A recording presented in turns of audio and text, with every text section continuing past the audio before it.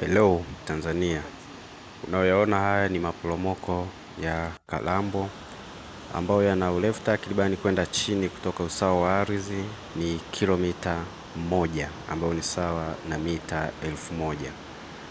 Kwa hiyo lakini pia sehemu ile ambayo maji yanashukia ni urefu wa mita 200.3 ambayo ni sawa na viwanja viwili na robo. Hivyo basi maporomoko mazuri sana ukiangalia, tulikuwa tunasikia kwenye radio, kwenye TV. Nilipokuja kwa kweli nilijionea mwenyewe na nilijuta kwa nini nilichelewa kuja kuyaona maporomoko haya. Hivyo basi na wewe enjoy, furahia kama utakuja kuyaona maporomoko haya. Mimi sio mtalii, sio mwongoza utalii, lakini mimi nilienda kama mtalii wa ndani. Gharama ni ndogo sana, shilingi 3000 tu kiingilio kwa mwananchi wa Tanzania.